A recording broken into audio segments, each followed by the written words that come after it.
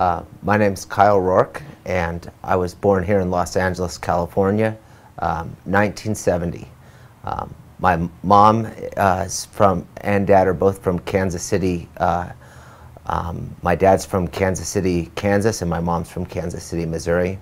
My mother's an English teacher, so she has a bachelor's degree, and my dad's a mathematician, so he has a master's degree, and he was an aerospace engineer, and they both just retired. My mom's a Christian Scientist, so that's a Protestant religion that comes from Boston. It's a very small kind of a religious sect, and we grew up reading the King James Version of the Bible, so I grew up going to Sunday school every weekend with my brothers. I have two brothers, an older brother and a younger brother. And my dad is an agnostic and a scientist, so he never went to church with us, so it was just my mom and my two brothers. I'd say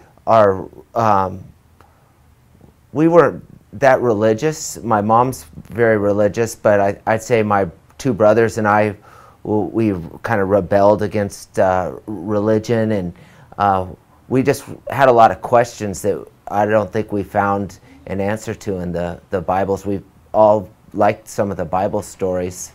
My older brother's a professor who's kind of a Marxist, so he's very left, so he kind of rejected God. And then my younger brother is a construction worker, so he's married and has two kids, so he's starting to look into different religions. I think he's been to the Mormon church, and he's been to a couple other Christian churches. He wants to find some kind of religious background for his family.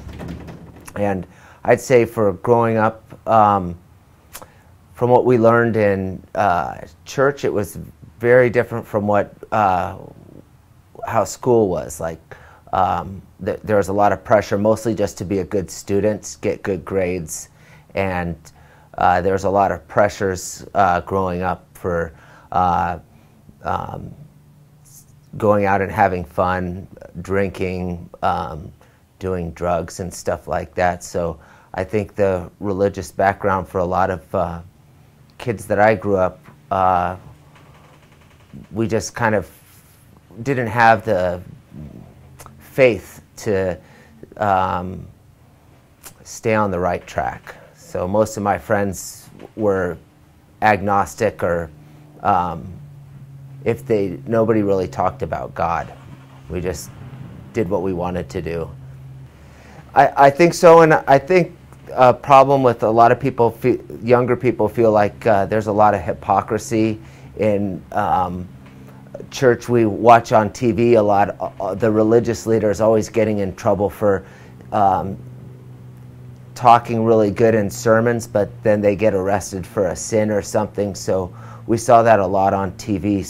So I think as a young kid that affected a lot of us in religion, where we just lost faith in a lot of the Christian leaders in this country.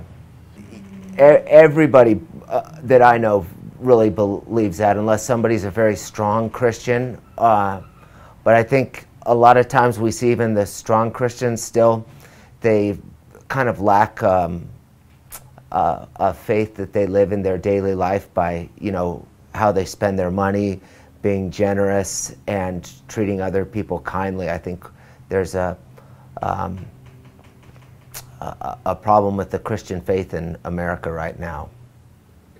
Mostly good memories. I think my parents were very good people and tried to show me the right ways. I was just never a very good student, so I got in trouble a lot, and I don't think my parents really were able to help me with school, and most of the time I got average to poor grades.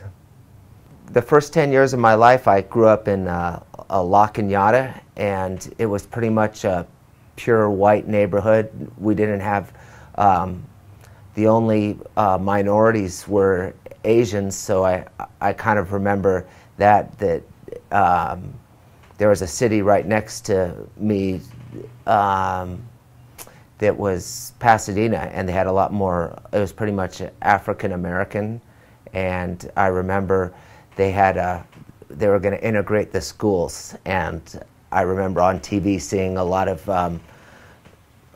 white parents yelling at little black kids on the bus, and that had an effect on me. So when I was about 3rd and 4th grade, I went to a private school, and that was a little bit more mixed, where we did have more minorities. So it was the first time I went to school with African American kids. So I felt good being able to make friends with people from outside of my own race.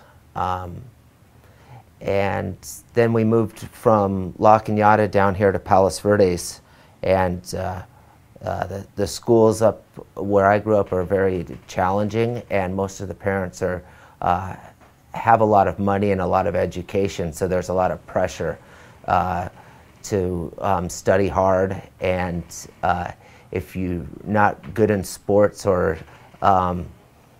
school, you kind of fall into the wrong group. And I started listening to rock and roll and hanging out with friends, and I grew my hair long, and so that was my lifestyle. I didn't really care about school, and I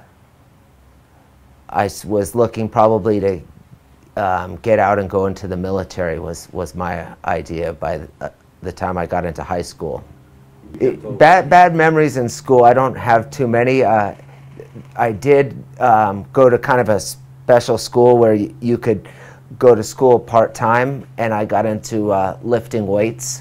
So I started to exercise a lot. So I did get a skill before I joined the military. I learned how to weight lift, and that was the best experience I had. I had a weightlifting teacher that spent a lot of time with me.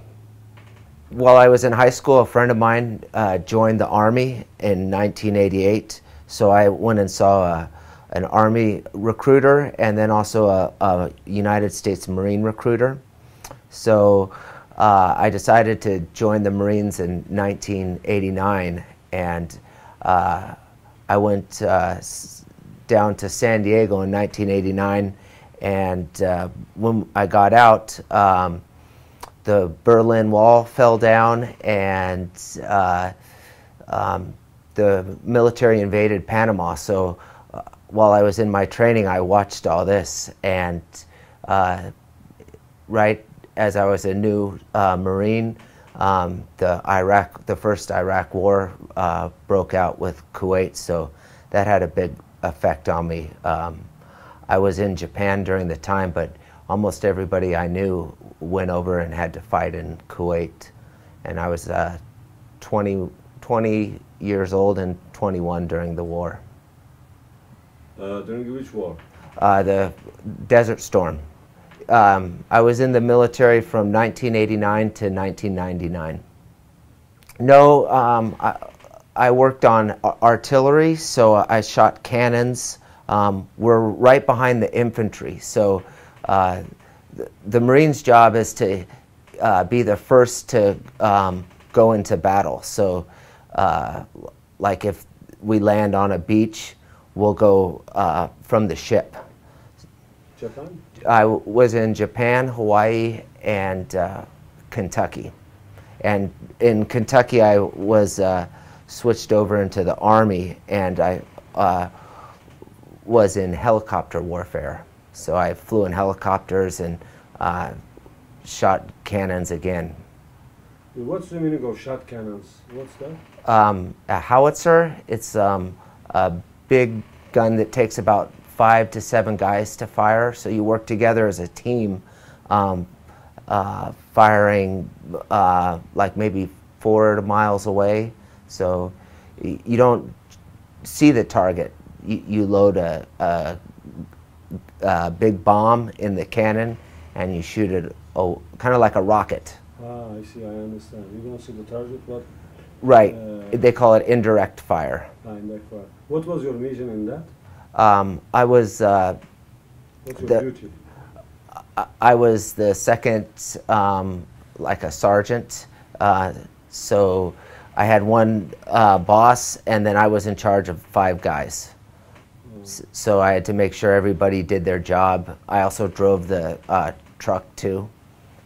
So I also worked on the radios. You worked there for 4 years? 9 years. 9 years you worked. Why you abandoned that job? I ended up having some trouble, so I left early. I had